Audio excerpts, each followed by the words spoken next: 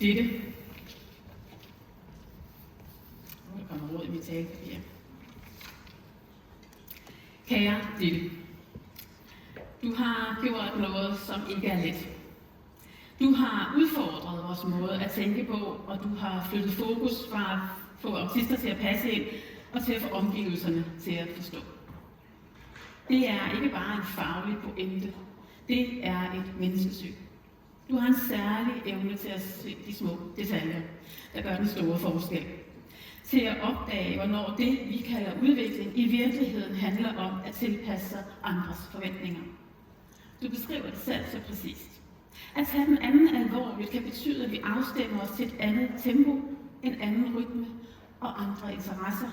At vi fordyber os i det, der giver mening for den enkelte, også når det ikke ligner det, vi lige havde planlagt.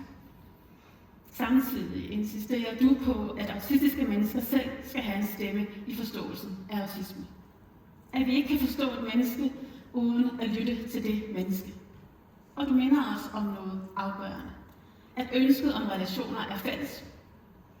Men ansvaret for, at de kan opstå, er det også. Og derfor må forandringen begynde hos os i de rammer, vi skaber, og den måde, vi møder mennesker på. Du minder os om, at kommunikation ikke handler om at forme mennesker, men om at mødes. At relationer ikke skabes gennem krav, men gennem forståelse.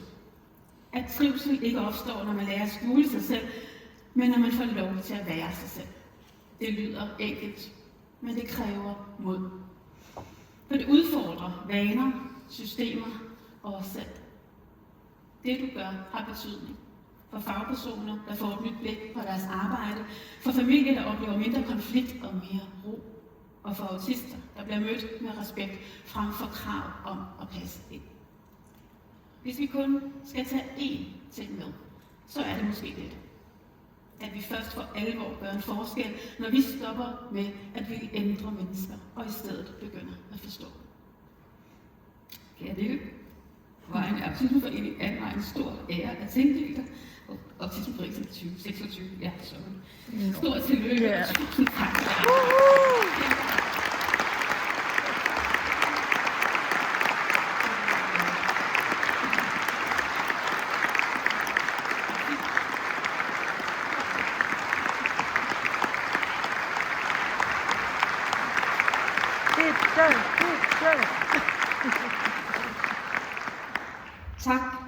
Tak til en forening, som bliver ved med at fastholde det komplekse og det enkle. Det komplekse, at det menneskelige spektrum jo virkelig er vidt og bredt, og autister hører til på det spektrum. Og det enkle, at af den grund, så har autistiske mennesker ret til at blive forstået.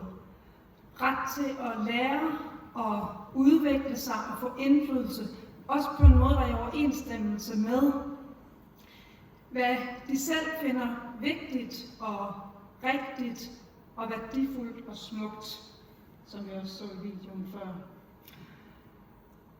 Den kompleksitet og den enkelhed, tror jeg, at vi vedvarende må kæmpe for. Og ikke mindst i den her tid, som er helt utrolig usikker og kaotisk, og som presser os til fart, til resultater og også til overforenkling. Alt for få tilsyn, rå pædagogik, fordomsfuld handicapforståelser. Med de ting, der har vi nu brug for hinandens opbakning, og vi har også brug for en kritisk tænkning, som ikke udelukker dem, som adskiller sig fra det atypiske.